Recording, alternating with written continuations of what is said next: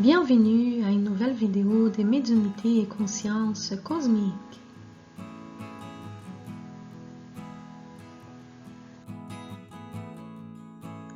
Dans cette vidéo, nous continuons l'étude du livre Projet Contact de Monica de Medeiros et Margarete Aquila.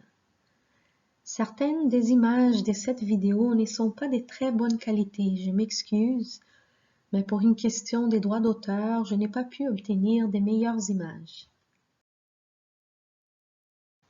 Le Moyen-Âge a été fructueux en fournissant des preuves de l'existence des visiteurs venus dans des engins volants, surtout quand il s'agit de Jésus-Christ. La possible origine extraterrestre de Jésus est un point très controversé qui irrite même les ufologues les plus connus. Mais pourquoi? Serait-il possible de croire qu'un être de la grandeur énergétique de Jésus puisse être une personne qui a eu son évolution sur la Terre? Une planète si jeune et si en retard dans son développement. Il faut préciser que l'origine extraterrestre de Jésus ne diminue en rien l'extraordinaire héritage d'amour fraternel qu'il nous a apporté. Au contraire, ceci élargit encore sa mission de nous apprendre à vivre harmonieusement et simplement, et démontre à quel point son engagement et son amour pour nous, la race humaine, sont grands. Et Jésus lui-même suggère son origine d'ailleurs très clairement quand il dit « Mon royaume n'est pas de ce monde ». Le Moyen-Âge a été une période de morale ténébreuse pour l'humanité, avec la prédominance absolue du pouvoir sur la loi, avec les pouvoirs religieux du catholicisme et de la noblesse écrasant les peuples, qui a survécu à grande peine entre la misère, la maladie et la mort. À cette époque, les peintres médiévaux de l'école florentine avaient une idée particulière de l'étoile de Bethléem. Les disciples de Sebastiano Mainardi, comme les maîtres, semblaient avoir un amour particulier pour les artefacts volants. En se concentrant sur ces peintres, nous avons la présence des vaisseaux volants dès l'Annonciation de Marie à la crucifixion de Jésus. Mainardi était peut-être un contacté, qui sait? Un exemple est l'Annonciation de Marie avec Saint-Émidio, de Carlo Crivelli, peint en 1486, où à côté de l'archange Gabriel, nous avons Saint-Émidio, honoré par les peintres sous une licence poétique. En fait, comme c'était courant à l'époque, les anges étaient peints avec des casques, semblables à ceux utilisés par l'armée de l'air. Mais ce qui ressort le plus de ces tableaux, c'est les nuages d'où un éclair tombe sur la jeune Maria. Bien que des images d'éclairs du ciel ne soient pas rares dans les images du Moyen-Âge, sur cette image, la formation à partir de laquelle les éclairs partent est arrondie et clairement bien formée, indiquant qu'il s'agit de plus qu'un nuage. Qui voulait transmettre Carlo Crivelli? Et pourquoi? Pourquoi aussi personne ne lève les yeux sur les tableaux, même si le vaisseau est grand et sort des nuages? Ou est-ce juste un énorme nuage? L'explication officielle indique que les cercles concentriques dans les ciels sont les représentations habituelles de l'intervention divine dans les processus de l'Annonciation et que l'éclair en question est une représentation classique. Les presque inconnus Aert de Gelder dans la peinture Le baptême du Christ de 1710 montrent l'immense vaisseau qui illumine Jean-Baptiste et Jésus de Nazareth. Ces vaisseaux semblent passer inaperçus de tous les présents, car aucun de ceux qui sont représentés n'a la tête levée regardant la source des lumières. Comme le rapporte la Bible, Jean-Baptiste a plongé Jésus de Nazareth dans les eaux. Et lorsque Jésus sortit des eaux, une forte lumière les enveloppa tous les deux, et une voix se fit entendre de toutes les personnes présentes, disant « Celui-ci est mon Fils bien-aimé, en qui j'ai toute ma complaisance. » Il y aurait eu un grand tumulte lorsque le phénomène des voix s'est produit. Certains ont fui, certains se sont évanouis, d'autres ont cherché la source du bruit. Si la lumière est venue d'en haut, comment est-il possible que personne n'ait regardé la source de la lumière? Une explication possible est que les objets volants ne faisaient pas partie de l'imagination de l'homme à l'époque de Jésus et de Jean-Baptiste. Peut-être que, parce qu'il s'agissait de quelque chose en dehors de la réalité humaine, les hommes ne se rendaient pas compte de ce qui se passait en même temps que les baptêmes. Ainsi, aucune des personnes présentes ne leva les yeux. L'explication officielle de ces tableaux est que ces cercles représentent le Saint-Esprit et l'intervention divine. En ce qui concerne la religion et son attitude face à la question extraterrestre, on pourrait se poser certaines questions, comme est-il possible que quelque chose se passe en dehors des desseins divins? La présence d'extraterrestres parmi nous est-elle un échappatoire à l'attention des dieux ou au contraire, la présence ici depuis le début de notre histoire est-elle une intervention divine? Le Vatican, en mai 2008, par l'intermédiaire du directeur de l'Observatoire astronomique de l'État pontifical, dans une entrevue au journal officiel du Vatican, a déclaré que Dieu a peut-être créé d'autres êtres intelligents sur d'autres planètes, car on ne peut pas limiter la liberté créatrice des dieux. Citant saint François d'Assise comme référence, ce directeur a dit que nous devrions considérer les extraterrestres comme nos frères, tout comme François a enseigné que nous devrions considérer toutes les créatures de la terre. Il y a aussi ce tableau attribué à Jacopo del Celaio par le musée de Florence, où il est exposé, mais également attribué dans un catalogue à Sebastiano Mainardi et qui aurait été peint entre 1466 et 1513. Un objet volant qui peut être vu en haut, à droite, n'est pas un oiseau, ni une étoile car la peinture retraite une situation qui s'est passée des jours. En regardant les détails, nous voyons un observateur qui regarde directement l'objet, qui semble être un berger avec son chien. Un détail est que les chiens lèvent également les yeux, ou la tête. Cet objet a toute l'apparence d'un ovni. Dans un tableau de Salimeni, on voit Jésus, Dieu et la colombe représentant le Saint-Esprit. Mais le fait intéressant est que Jésus et Dieu tiennent un globe avec des antennes, un peu comme la sonde russe Sputnik. On peut noter l'immense similitude entre les deux globes, tandis que le Salimeni l'a peint au XVIe siècle, bien longtemps avant la création de la sonde. L'interprétation officielle indique que la connaissance de l'époque était que l'univers était rond, et que dans la peinture de Salimeni on voit le soleil au-dessus des continents de la Terre.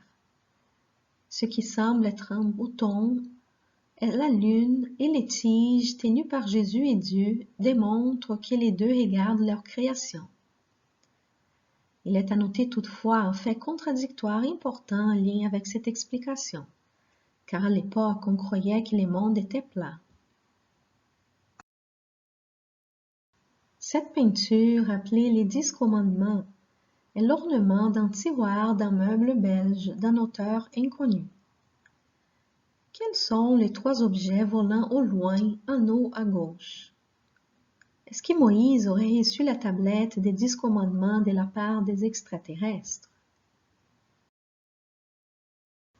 Dans les miracles de la neige peints vers 1400, par Masolino de Panicale et trouvé dans l'église de Santa Maria Maggiore, Jésus et Marie semblent conduire une flottille de vaisseaux volants sur les nobles et les clergés.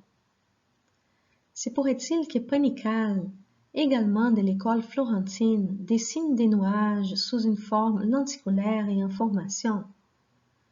Si on compare avec ses autres peintures avec ciel et nuages, il n'y a pas de telles formes lenticulaires. L'origine extraterrestre des deux personnages semble très claire pour Panical. Dans les tableaux Assomption de la Vierge de 1490 d'un auteur inconnu, l'ascension de Marie est accompagnée d'anges et d'objets volants. Nous avons encore des nuages lenticulaires qui ressemblent à des vaisseaux volants. Dans des tapisseries datées du XVe siècle, exposées dans la basilique Notre-Dame à Beaune en Bourgogne, en France, on peut visualiser des objets volants et sous la forme plus classique d'une soucoupe volante. Serait-ce des chapeaux? Peut-être était-il de bon ton de jeter ces genres de chapeaux en l'air. Et quelle serait l'explication de ces tableaux, publiés dans l'ouvrage Les livres de bonnes mœurs de Jacques Legrand en 1338, exposés au château de Chantilly en France? Cette immense sphère en haut n'est pas le soleil ou la lune. Il ne peut pas être un ballon, car ceux-ci ont été inventés juste en 1708. Quelle est l'explication alors? Aussi, qu'est-ce que fait cette image dans un ouvrage consacré aux bonnes mœurs?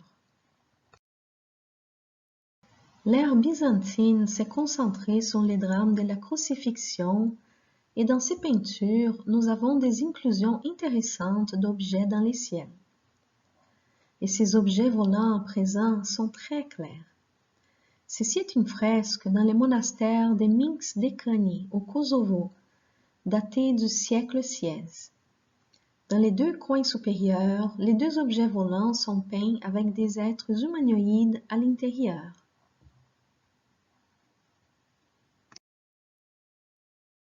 Dans cette autre fresque exposée dans la cathédrale Sveti-Choveli, en Mtskheta, en Géorgie, aussi datée du siècle XVI, nous trouvons une image très semblable avec des objets volants, dans les mêmes positions et apparemment avec une propulsion à réaction. L'explication officielle est que les Byzantins ont toujours représenté le soleil et la lune, leur donnant parfois des traits humains ou animaux. Il est vrai qu'avant le XVe siècle, même en dehors de l'Empire byzantin, il était courant de représenter deux corps célestes, flanquant la croix, étant décrits comme le soleil et la lune par les spécialistes. Ils sont pris comme une référence aux croyances païennes trouvées dans la mythologie grecque et persane. Mais ici, la ressemblance avec des ovnis est très claire. Les divertissements populaires dans cette période dense de l'humanité qui a été l'époque médiévale étaient faits d'atrocités contre des animaux d'êtres humains sans défense, reconnus coupables de crimes divers dont les histoires étaient racontées par des ménestrels. De nombreuses légendes sont ainsi nées et de nombreuses vérités nous sont parvenues sous forme de légendes. Certains de ces événements, toutefois, ont aussi été enregistrés par d'autres moyens, en plus des souvenirs de ceux qui les ont vécus. L'ufologie a été en cause dans au moins 3 de ces cas. On peut les attribuer à l'imaginaire de l'époque, mais chaque fable a son point de vérité et certaines peintures corroborent des registres historiques.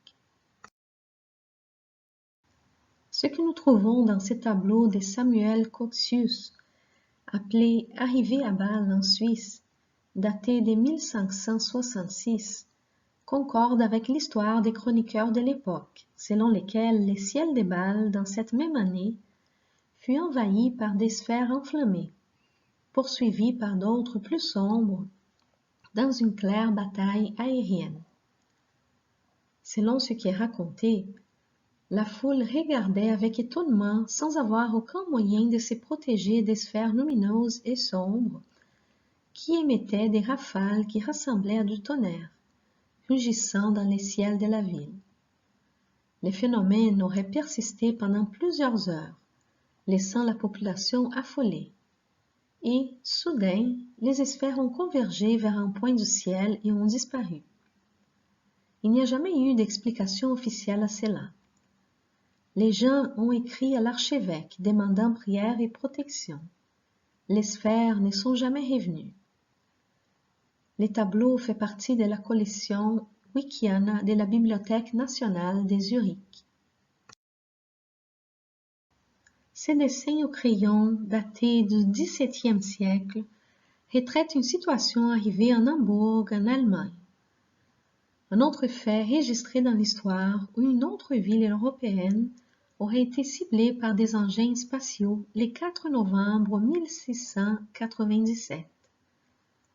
Par la froide nuit de novembre, les habitants de Hambourg sont sortis de chez eux pour voir des grandes roues de chars géants qui sont apparus dans le ciel, volant bas au-dessus des maisons de la ville. Ces objets étaient très gros et émettaient une lumière qui éclaircissait la nuit. Observés avec de longues vues par plusieurs personnes, les objets ont été décrits comme étant en métal. L'effet qu'il s'agissait peut-être d'une pluie de météorites a été considéré, mais les scientifiques de l'époque, conscients de ces phénomènes, ont nié catégoriquement cette possibilité. Cette étrange pièce de monnaie française du XVIIe siècle, créée en 1680, reste inexpliquée.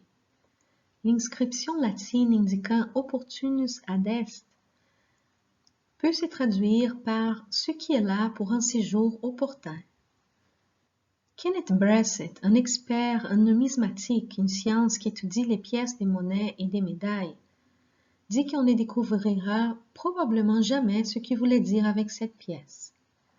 Il dit qu'il s'agit d'un objet volant non identifié, ce qui pourrait suggérer les besoins de pluie, une référence à la roue d'Enoch ou encore une soucoupe volante. S'il existe un peuple conscient des contacts de l'humanité avec les civilisations extraterrestres, ce sont bien les hindous. Dans leur tradition et culture, la référence à ces êtres est permanente et facilement acceptée. La littérature védique, profonde et sage, regorge d'informations sur les extraterrestres et leur contact avec les humains. L'épopée hindoue, Ramayana, vieille de 8000 ans, est la plus grande source de cette information. La Terre est considérée comme une planète intermédiaire où la passion prédomine. Il existe des planètes supérieures habitées par des devas qui sont des êtres d'amour sublimés et des consciences cosmiques. Il y a aussi des planètes inférieures habitées par des êtres dominés par les mâles, les asuras. Devas et asuras luttent pour dominer les planètes intermédiaires telles que la Terre, comme le racontent les Puranas, des écrits qui connaissent les plus anciennes histoires védiques. Dans une autre époque appelée Kali, les Devas et les humains vivaient ensemble, naturellement, et un échange de visites entre leurs mondes avait lieu. À cette époque, les humains étaient plus développés moralement et mentalement, possédaient des pouvoirs mentaux et voyageaient dans des vimanas qui sont des vaisseaux spatiaux légers. Certaines personnes considèrent que les vimanas et les merkabas sont la même chose, mais les vimanas étaient des vaisseaux de différentes tailles et effectuaient des voyages vers d'autres continents ou planètes, tandis que les merkabas est les véhicules de lumière utilisés par les êtres supérieurs pour les transporter vers les mondes supérieurs. À noter que le terme Vimana signifie char des dieux ou char céleste. Selon les hindous, dans cette époque aussi, les Asuras visitaient la terre pour explorer ses ressources, et les rois qui régnaient sur la terre étaient très mauvais et la détruisaient. Alors Bhumi, une divinité, attristée par ce qui se passait, s'approcha d'un demi-dieu, Brahma, qui avec d'autres demi-dieux pria et demanda de l'aide pour la planète bleue. Dieu, appelé Vishnu dans la tradition védique, aurait déclaré que les demi-dieux devaient tous naître sur la terre et soutenir les hommes bons pour sauver la planète, et qui devaient tuer les mauvais, c'est-à-dire détruire les corps physiques et exiler ces esprits vers d'autres planètes, puisque les hindous croient en la réincarnation. Il y aurait eu alors une bataille dévastatrice appelée Kurukshetra, peut-être une bataille nucléaire. Des tableaux représentant ces faits montrent la présence des vaisseaux volants et des êtres différents des humains de la Terre. Dans cette représentation d'une fête, un être gigantesque est entouré d'autres êtres aussi gigantesques, tandis que les hommes sont beaucoup plus petits. Au-dessus de cet être central, un vaisseau est peint, un vimana. Si on compare ceci aux écrits des Zecharia Sitchin, il décrit aussi les Nibiruins comme des géants comparés aux terriens. Cet autre tableau hindou montre une armée observant les vols ou l'atterrissage d'un vimana. Et ces dessins présents dans un livre védique montrent ce qui est une vimana. Parmi les grandes civilisations du passé, les Mayas se distinguent dans différents domaines et modes de vie. Ils étaient des gens pacifiques qui n'avaient pas d'attachement aux choses matérielles, partageant tout pour que la vie de chacun soit bonne. Dans un de leurs livres saints, Popol Vuh, les Mayas disent que les grands-pères et la grand-mère ont créé les hommes et qu'ils l'ont fait par tentative et erreur. Après plusieurs échecs, les hommes ont été créés, mais les créateurs, craignant d'être dépassés par leur création, ont limité leur intelligence. Ils croyaient que leurs dirigeants étaient les enfants des étoiles, et ceux-ci avaient leur crâne façonné depuis leur naissance, pour ressembler à leurs parents stellaires, qui auraient des crânes allongés. En tant qu'astronomes, les Mayas étaient exceptionnels. Ils connaissaient profondément les soleils dont les cycles régissaient leur vie, ainsi comme Vénus et les Pléiades. Leur chef le plus remarquable a été Pakal Voltan, qui a construit Palenque, l'un des principaux sites archéologiques d'aujourd'hui. Là-bas se trouve sa tombe, dont la pierre tombale est intensément étudiée par les ufologues. Les archéologues interprètent cette pierre tombale comme Pakal sur un trône, ou comme un Maya dans la vie d'une journée normale, ou encore comme une femme Maya sur le point d'accoucher. Mais pour les ufologues, cette pierre tombale fait référence au retour de Pakal Voltan sur sa planète d'origine, fait qui est raconté par les Mayas. Pakal est vu sur cette image à bord d'un vaisseau spatial, avec des commandes et même des jets propulseurs. L'image la plus impressionnante de l'Antiquité vient d'Abydos au sud de l'Égypte. Le temple de Séti Ier a cette pierre sculptée de près de 4 mètres avec des images très étranges pour l'époque où ce temple était construit, dans la nouvelle dynastie 3500 ans avant Jésus-Christ. Comment expliquer ces hiéroglyphes? L'image d'un hélicoptère, d'avion et d'un sous-marin. Suite à l'examen de ces images et aussi de celles de la vidéo précédente, il semble bien clair que des choses importantes non expliquées existent dans notre histoire. Tout n'est pas ovni, mais tout n'est pas non plus expliqué logiquement par la science officielle de la Terre. Nous avons besoin de discernement, de beaucoup d'études et de recherches, mais aussi d'ouverture d'esprit. Comme ça, nous serons plus près de découvrir les clés de ces énigmes. J'espère que vous avez aimé cette vidéo. Je vous remercie si vous pouvez aider à la divulgation de la chaîne en vous abonnant, en cliquant sur like et en partageant son contenu. Si vous laissez des commentaires ou des questions, ceci va m'aider aussi dans la préparation des prochaines vidéos. Une nouvelle vidéo est postée aussi régulièrement que possible.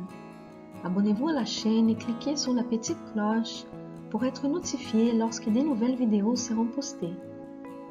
À bientôt!